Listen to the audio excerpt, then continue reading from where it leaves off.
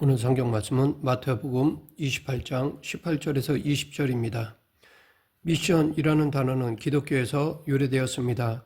1590년대 천주교의 예수회라는 조직에서 교회의 명령에 따라 학교나 교회를 세우고 먼 곳으로 예수의 사람을 보낼 때 미션이라는 용어를 사용했습니다. 오늘날 미션이라고 하는 말은 보통 임무, 사명이라고 해석하는데 그 말의 뜻은 원래 보내다라는 라틴어 미들에서 기원합니다.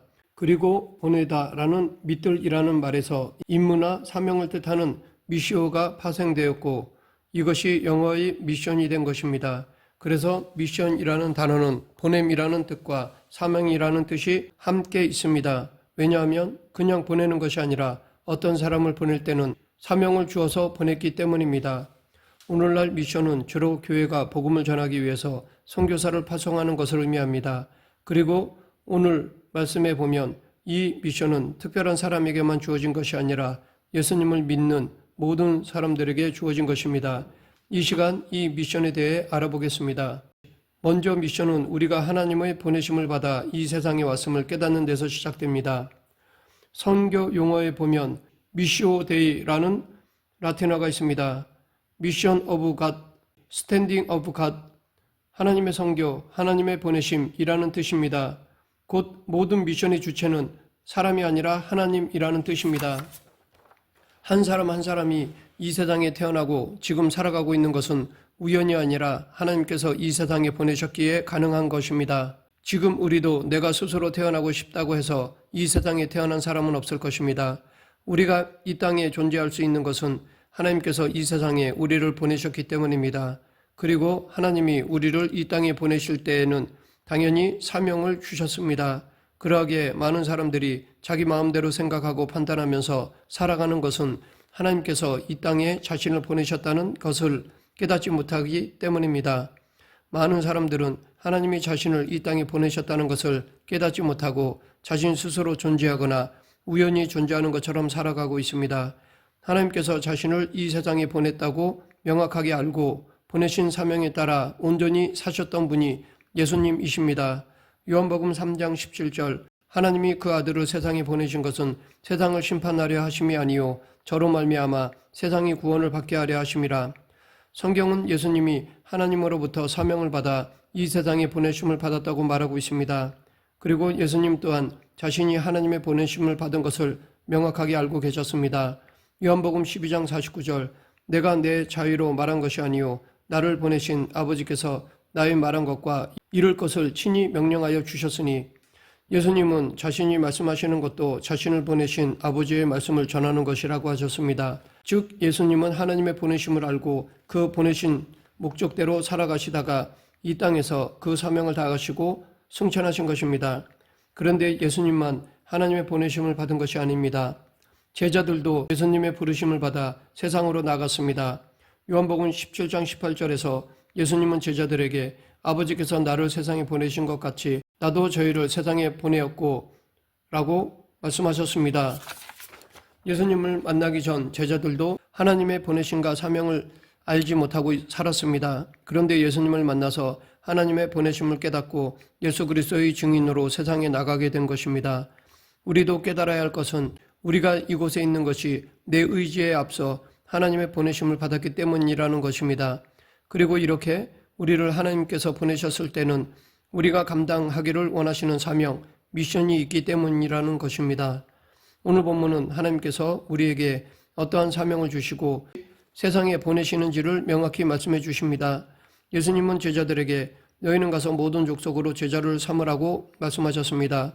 우리 각자의 삶이 환경은 다르지만 하나님께서 공통되게 주시는 사명은 사람들을 제자로 삼아 세례도 주고 예수님의 말씀을 가르쳐 지키도록 하는 것입니다.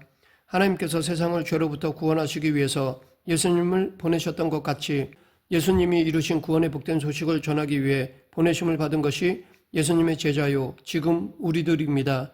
그러하기에 지금 우리의 미션도 세상 사람들에게 예수 그리스도를 믿어 구원에 이르게 하며 그 말씀대로 거룩하게 살아가도록 하는 데 있습니다. 사도행전 1장 8절에서 예수님은 더 구체적으로 제자들을 보내시는 곳을 말씀하셨습니다. 오직 성령이 너에게 임하시면 너희가 권능을 받고 예루살렘과 온 유대와 사마리아와 땅끝까지 이르러 내 증인이 되리라 하시니라. 예수님은 제자들을 보내실 때 예루살렘과 온 유대만 가라고 말씀하시지 않으셨습니다.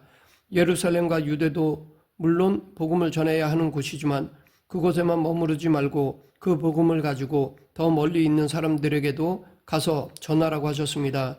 그래서 예수님은 사마리아에도 가라고 하신 것입니다. 유대인인 예수님의 제자들이 가장 상대하기 싫어했던 사람들이 바로 사마리아인들이었습니다. 사마리아인들은 원래 구약에 나오는 북이스라엘을 이룬 10지파의 사람들이었습니다. 그런데 BC 722년 아수르가 북이스라엘을 멸망시킨 이후에 아수르의 민족 혼합 정책으로 북이스라엘 사람들은 이방 사람들과 결혼하게 되면서 순수한 이스라엘 혈통을 지키지 못하게 되었습니다. 또한 영적으로도 이방인들이 섬기는 우상을 섬기게 되어서 하나님을 믿는 신학적 순수함도 지키지 못한 영적으로 타락한 사람들이 되었습니다. 유대인들은 그러한 사마리아 사람들을 향해서 부정하다고 생각했고 그들을 적대시하였습니다. 그런데 예수님은 제자들에게 그러한 사마리아에도 가라고 하신 것입니다.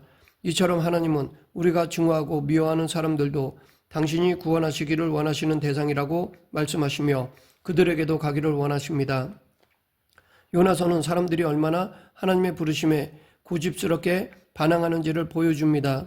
그것도 하나님을 믿고 따른다는 사람도 마찬가지라는 것입니다. 하나님은 요나 선지자를 부르셔서 니느웨 성으로 그를 보내셨습니다. 그리고 그 니느웨 사람들에게 멸망할 것을 선포하라고 했을 때 요나는 이를 거부하고 오히려 반대편으로 도망갔습니다. 왜냐하면 니느웨 사람들은 이스라엘과 적대적인 관계에 있었기 때문입니다. 즉 자기 나라를 공격하는 적대국이었기 때문입니다. 그러하기에 마땅히 그곳은 가고 싶지 않았을 것입니다. 이것은 요나 선지자에게 뿐만이 아닙니다. 지금 우리들에게도 하나님은 우리가 싫어하고 적대시하는 사람들에게도 복음을 들고 가라고 하십니다. 그리고 그곳에 가서 미움과 증오가 아니라 그들을 사랑함으로 그리스도의 사랑을 드러내게 하시고 복음을 전함으로 구원에 이르게 하시기를 원하십니다. 그것도 땅끝까지 가도록 하셨습니다. 땅끝이라고 하는 곳은 가보지 못한 미지의 땅으로도 볼 수 있습니다. 그러하기에 그곳 사람들이 자신을 반겨 맞을지 아니면 적대적으로 대할지 모르는 곳입니다. 이렇게 어떤 위험이 도사리고 있을지 모르는 그런 곳으로도 예수님은 가라고 하셨습니다. 예수님은 우리가 당신의 증인으로서 어느 곳이든 가기를 원하십니다. 때로는 내가 미워하고 상대하기 꺼려하는 사람들에게도 가서 복음을 전하기를 원하십니다. 때로는 내가 전혀 알지 못하는 사람들에게 나를 보내시기도 하는데 그때도 하나님은 우리가 증인으로 예수님을 증거하기를 원하십니다. 당시 유대인들에게 사마리아인과 같이 지금 내가 상대하기 꺼려지는 사람이 있습니까? 하나님은 그들도 사랑하시며 우리로 하여금 예수 그리스도의 복음을 가지고 사랑으로 섬기라고 말씀하십니다. 때로 낯선 사람을 만나게 되십니까? 하나님은 그 사람에게도 복음을 전파하라고 우리에게 붙여주시는 것입니다. 우리가 예루살렘과 온 유대에서 만나는 이들뿐 아니라 사마리아나 미지의 땅끝에서 사람을 만날 때 기억해야 할 것은 하나님께서 이 사람들에게 복음을 전하라고 나를 이곳에 보내셨다라는 선교적 마음을 가져야 한다는 것입니다. 그런데 하나님이 맡겨주신 이 사명은 우리의 능력과 힘으로는 온전히 감당할 수 없습니다. 물론 어느 정도 이룰 수는 있어도 온전히 이루지는 못합니다. 그러하기에 하나님은 우리를 보내실 때 혼자 보내시지 않으십니다. 우리를 도와주실 분을 함께 보내주십니다. 그분이 바로 성령님이십니다. 누가복음 10장 3절에서 예수님은 70명의 제자들을 전도자로 파송하시면서 갈지어다 내가 너희를 보냄이 어린 양을 이리 가운데 보냄과 같도다 라고 말씀하셨습니다. 우리가 영혼 구원의 사명을 가지고 세상으로 나갈 때 이리 때 같이 우리를 방해하는 사탄의 권세가 있습니다. 우리가 사명대로 선교의 삶을 살아가고자 할 때 사탄은 사명대로 살아가지 못하도록 유혹하며 우리를 넘어뜨리고자 시험합니다. 하지만 감사한 것은 하나님이 우리를 세상에 보내실 때 혼자 보내지 않으시고 성령님을 함께 보내주십니다. 우리 한 사람 한 사람은 비록 연약하지만 하나님께서 보내주신 성령님과 함께할 때 그 누구도 우리를 막지 못합니다. 성령의 권능으로 우리는 하나님의 사명을 온전히 감당할 수 있게 됩니다. 사람의 힘으로는 불가능한 미션 임파서블이라고 할지라도 성령님이 함께 하시면 성공적으로 수행할 수 있습니다. 그러기에 사명을 감당하는 성도는 성령의 충만함을 위해서 늘 간구해야 합니다. 하나님께서 보내신 그곳에서 하나님이 맡겨주신 사명을 감당할 수 있기를 위해 반드시 성령의 권능을 간구해야 합니다. 우리가 지금 있는 곳은 우연이 아닙니다. 많은 나라 중에 대한민국, 많은 가족 중에 이 가정, 많은 직장 중에 이 직장, 내 삶의 터전 등 이 모두 하나님께서 보내주셨기에 지금 이곳에 있는 것입니다. 그리고 하나님께서 우리를 이곳으로 보내셨을 때에는 당신께서 주시는 사명, 미션이 있습니다. 다시 말해 우리에게 이미 하나님의 미션이 주어졌습니다. 하나님께서 이 세상을 구원하시기 위해서 예수님을 이 땅에 보내셨던 것과 같이 하나님은 또한 그 구원의 복된 소식을 전하고자 지금 우리들을 이 세상 이곳에 보내신 것입니다. 그리고 우리가 전하는 복음을 통해 구원받는 자들이 더해지기를 원하십니다. 이렇게 하나님은 우리를 가정에도 보내시고 학교에도 보내시고 직장과 사회에도 보내십니다. 그리고 그곳에서 예수 그리스도의 복음을 전하여 한 사람이라도 구원하기를 원하십니다. 하지만 우리는 하나님의 미션, 사명을 감당하기에는 한없이 부족한 존재입니다. 성령님의 도우심 없이는 하나님의 보내심의 사명을 감당할 수 없습니다. 하나님의 불가능한 미션을 감당하기 위해 늘 성령님의 도우심을 구해야 합니다. 그리고 그 성령의 권능으로 일해야 합니다.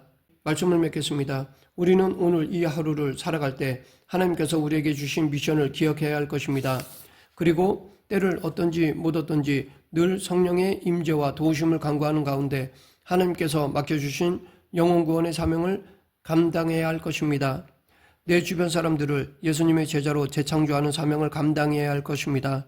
각자 처해진 곳에서 예수님의 제자를 재창조하는 사명을 감당하는 우리 모두가 되길 간절히 축원합니다. 기도하겠습니다. 사랑과 은혜가 풍성하신 하나님 아버지, 우리에게 주신 사명을 각자의 삶 속에서 성실하게 이루어갈 수 있도록 성령 충만함을 허락하여 주시옵소서. 예수님 이름으로 기도드립니다. 아멘.